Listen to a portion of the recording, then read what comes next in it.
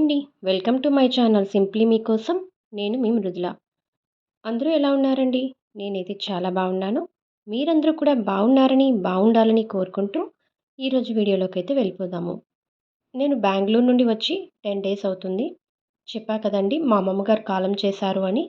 అందుకనే ఇన్ని రోజులు కూడా నేను నా లగేజ్‌ని ఓపెన్ చేయలేదు. ఇప్పుడైతే నా లగేజ్ అంతటిని అన్‌ప్యాక్ చేద్దాము. నేను ఐకియాకి వెళ్ళినప్పుడు ఏం కొన్నాను? ఇంకా ఈ సూట్ కేసెస్‌లో ఏం తీసుకొని వచ్చాను అనేది చూసేద్దాం. అంతకంటే ముందుగా మన ఛానల్‌ని ఎవరైనా కొత్తగా చూస్తున్నట్లయితే ప్లీజ్ సబ్స్క్రైబ్ చేసుకొని, లైక్ చేసి, షేర్ చేయండి. ఇక నేను ఐకియాకి వెళ్ళినప్పుడు కొన్ని సామాన్లు తీసుకున్నానండి. అవి నాకు యూజ్‌ఫుల్ కనుకనే తీసుకున్నాను. నాకు అమౌంట్‌ని వేస్ట్ చేయాలి అయితే అనిపించలేదు. అక్కడ చూసినవన్నీ కొనుక్కోవాలి అనిపించింది. కానీ నాకు అంత అవసరమైతే లేదు. ఏమి అయితే అవసరమో వాటిని మాత్రమే తీసుకున్నాను. అవి కూడా ఆఫర్‌లో ఉన్నవి మాత్రమే. ఇప్పుడు వాటన్నింటిని కూడా అన్‌ప్యాక్ చేద్దాము. చూస్తున్నారా? ఈ సూట్‌కేస్ అంతా కూడా నేను ఐకియాలో కొనుక్కున్న సామాన్లు మాత్రమే. వీటన్నింటిని నేను క్లాత్స్ పెట్టి ప్యాక్ చేయించానండి. చాలా గట్టిగా ప్యాకింగ్ అయితే ఉంది. మొత్తం ప్లాస్టర్స్‌తోని కాగితాలు ఎక్కువగా పెట్టి అన్నీ మా మరిది గారైతే చాలా బాగా ప్యాక్ చేశారు. ఇవన్నీ గ్లాస్ ఐటెమ్స్ కనుక చాలా కేర్‌ఫుల్‌గా తీసుకొని రావాల్సి ఉంటుంది. పైగా నేను వచ్చేది బస్ కనుక ప్యాకింగ్ అయితే పర్ఫెక్ట్‌గా ఉండాలి. సో, వీటన్నింటికి కూడా చాలా ఎక్కువ పేపర్స్ వేశాము. ప్యాకింగ్ కూడా చాలా టైట్‌గా చేశారు. అస్సలు కదలకుండా స్పేస్ లేకుండా మధ్యలోని క్లాత్స్ అయితే పెట్టామండి. బాబుకి అక్కడ క్లాత్స్ తీసుకున్నాను నేను. టీ షర్ట్స్ అవి తీసుకున్నాను. సో, వాటినైతే మధ్యలో పెట్టేశాను. అలా అయితే కదలకుండా వేటికవి తగిలి బ్రేక్ అవ్వకుండా ఉంటాయి. సో, ఒక్కొక్కటిగా నేను అన్‌ప్యాక్ చేస్తూ ఉన్నానండి. మీరు చూస్తూ ఉండండి నేను ఏదైతే ఐకియాలో తీసుకున్నానో అనేవి. ఇవన్నీ కూడా నాకు ఆఫర్‌లో వచ్చినవేనండి. అక్కడ ఎక్కువ ఆఫర్స్ అయితే ప్రెజెంట్ లేవు కానీ, వీటికైతే మాత్రం ఆఫర్స్ ఉన్నాయి. ప్లేట్స్ అయితే మాత్రం ఆఫర్ కాకుండా రీజనబుల్‌గా అనిపించి మాత్రమే నేను తీసుకున్నాను. మెటీరియల్ కూడా చాలా స్ట్రాంగ్‌గా ఉంది. చాలా ఎక్కువ డేస్ వస్తాయి. అండ్ అది కాకుండా మనకు యూజ్‌ఫుల్ కనుక. ఎవరైనా గెస్ట్ ఇంటికి వచ్చినప్పుడు నార్మల్ ప్లేట్స్‌లో కాకుండా ఈ ప్లేట్స్‌లో పెట్టాలి అంటే చాలా బావుంటుంది.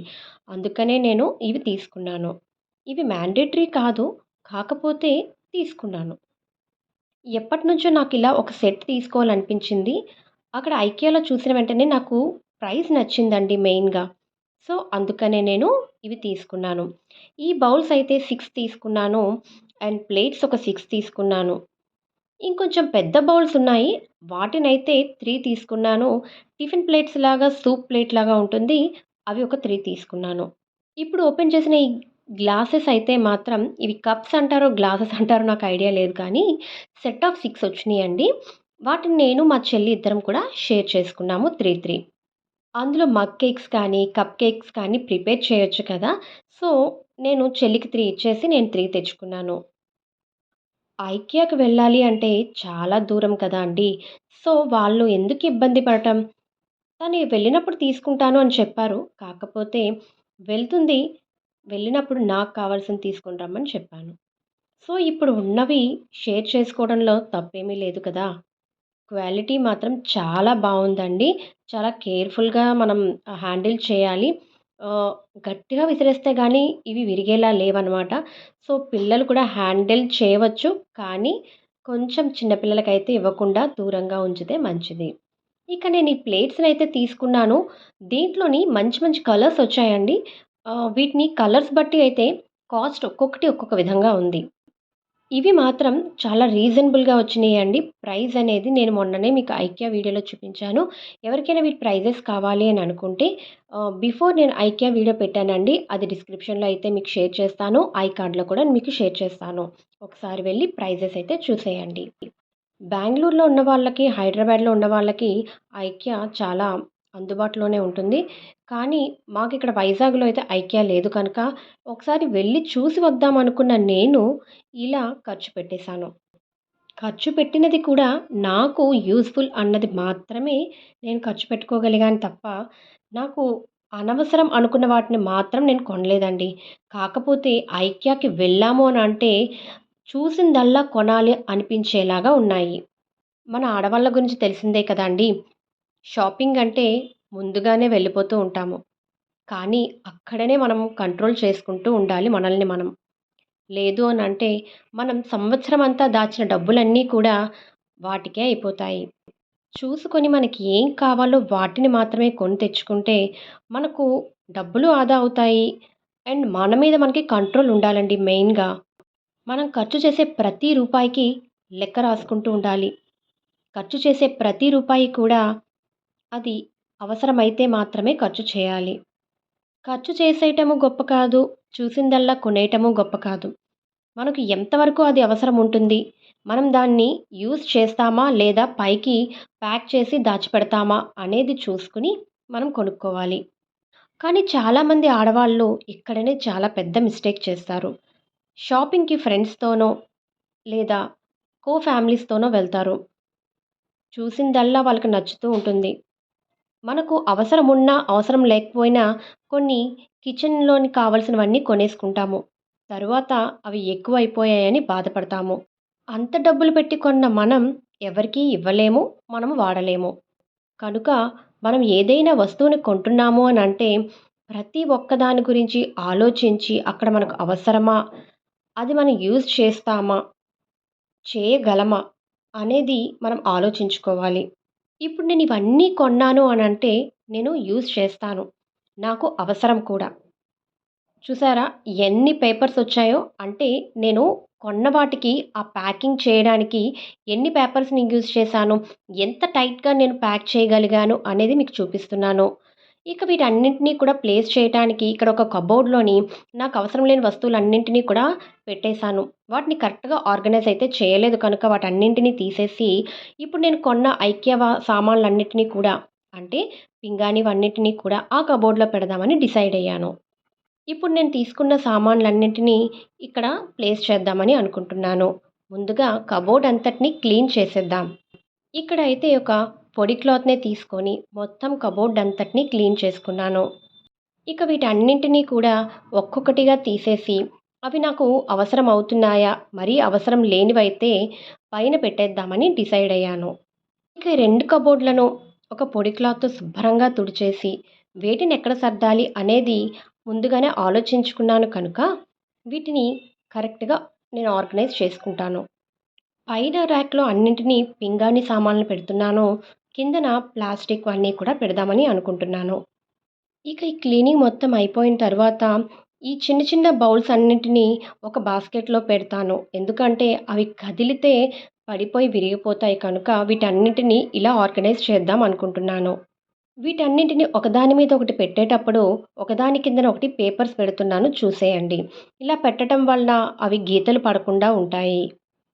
మనం ఏమైనా కొని తీసుకొని వచ్చాము అనంటే, వాటిని జాగ్రత్తగా ఎలా మెయింటైన్ చేయాలి అనేది ముందుగా తెలుసుకోవాలి. ఇలా నేను వైట్ కలర్ తీసుకొని రావటం వలన వీటి మెయింటెనెన్స్ కూడా కొంచెం కష్టంగానే ఉంటుంది. వీటిలో కర్రీస్ అవి వేసేటప్పుడు అవి ఖాళీ అయిపోయిన వెంటనే కొంచెం వాటర్‌తో కడిగేసి అప్పుడు పక్కన పెట్టుకోండి. లేదు అంటే వెంటనే దాన్ని వాష్ చేసి డ్రై చేసేసుకోండి. ఎందుకంటే వాటిపైన కూరలో వేసే పసుపు దానికి అంటుకోవచ్చు. కనుక వాటిని ఎప్పటికప్పుడు క్లీన్ చేసేసుకొని పెట్టేసుకోవడం మంచిది. దీన్నిలా నేను ర్యాక్‌లో పెట్టి పక్కన పెట్టేసుకున్నాను. తరువాత అయితే ప్లేట్స్ అన్నింటినీ కూడా నేను ఈ ర్యాక్‌లో పక్కన పెట్టుకుంటున్నాను. ప్లేట్స్‌కి కూడా ఒక ప్లేట్‌కి ఒకటి కిందన నేను కవర్స్ ఉంచారండి వాళ్ళు. అలానే నేను తెచ్చి ప్లేస్ చేసుకుంటున్నాను. సో, ఇలా ప్లేట్స్‌ని నేను ఆర్గనైజ్ చేసుకోవటం వల్ల ఏంటంటే అన్నీ ఒకే దగ్గర ఉంటాయి. నీట్‌గా ఉంటాయి.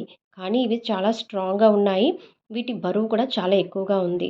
వీటిలో కూడా సైజెస్ బట్టి, ఇక కలర్స్ బట్టి కాస్ట్ అయితే పెరుగుతూ ఉన్నాయండి. ఇవైతే టిఫిన్ ప్లేట్స్‌గా యూజ్ చేయవచ్చు. తర్వాత సూప్ మనం తీసుకునేటప్పుడు యూజ్ చేయవచ్చు. ఈ మూడింటిని కూడా.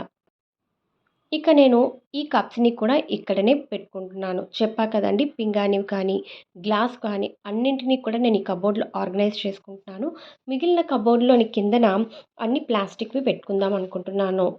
నేను షాపింగ్‌కి వెళ్ళటానికి ముందుంటాను కానీ, నాకు అనవసరమైనవి ఖర్చు పెట్టడానికి మాత్రం వెనుకగానే ఉంటాను. వెళ్ళిన షాపింగ్ అన్నిటికి చేసేస్తే, మనం ఇంక దాచుకునేదెక్కడ ఉంటుంది?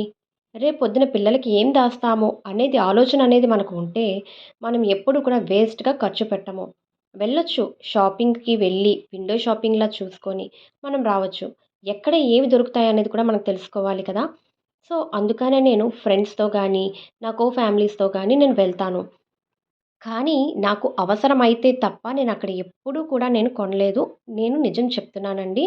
ఎప్పుడు కూడా నేను వేస్ట్‌గా అయితే ఖర్చు పెట్టలేదు. నాకక్కడ అవసరం, మరీ అవసరం అనుకుంటే తప్ప నేను ఎప్పుడు కూడా వేస్ట్‌గా ఖర్చు పెట్టలేదు.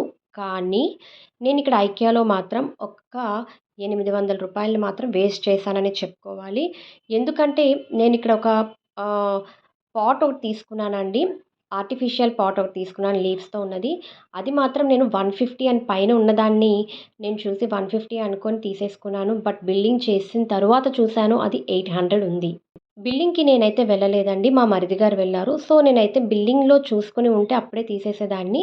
తను నాకు కావాలి, ఇష్టపడి తీసుకున్నానేమో అనుకోని తను ఉంచేశారంట. అక్కడ మాత్రం నాకు 800 అక్కడ వేస్ట్ అయ్యాయండి.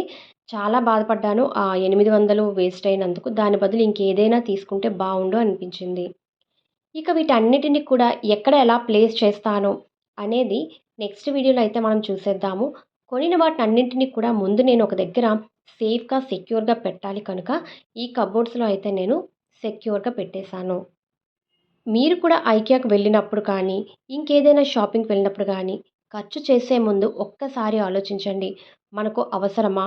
ఇది మనం యూజ్ చేస్తామా? అనేది ఆలోచించి తీసుకోవాలి. నేను చెప్పేది కిచెన్ ఐటెమ్సే కాదు, బట్టల గురించి కానీ, యాక్సెసరీస్ గురించి కానీ, ఏదైనా అవ్వనివ్వండి, మనం కొనే ముందు ఒక్కసారి ఆలోచించాలి. ఇంట్లో ఉన్న వాటిని మనం ముందుగా యూజ్ చేసి, తరువాత కొత్తవి తీసుకోండి. అవి పాడైతే తప్ప, మనం కొత్తవి తీసుకోవడానికి ముందుకు వెళ్ళకూడదు. ఈ వీడియో ఎంతమందికి నచ్చింది అనేది కామెంట్ సెక్షన్‌లో కామెంట్ చేయండి. ప్లీజ్ సబ్స్క్రైబ్ చేసుకోవడం మాత్రం మర్చిపోకండి. మీరిచ్చే ఒక లైక్ అండ్ షేర్ వలన నాకు చాలా మోటివేషన్‌గా ఉంటుంది. అండ్ యూజ్‌ఫుల్ వీడియోనే కనుక మీరు ఇంకా ఏమైనా మిస్టేక్స్ ఉంటే ఇలా రెక్టిఫై చేసుకోండి అని కూడా కామెంట్ చేయండి. ఇక నైట్ భోజనం అయిపోయిన తర్వాత బాబుని అలా పార్క్‌కి తీసుకొని వెళ్ళాము. వాడక్కడ కొంతసేపు ఆడుకున్నాడు. నేను వాకింగ్ చేసుకున్నాను. Thank you for watching.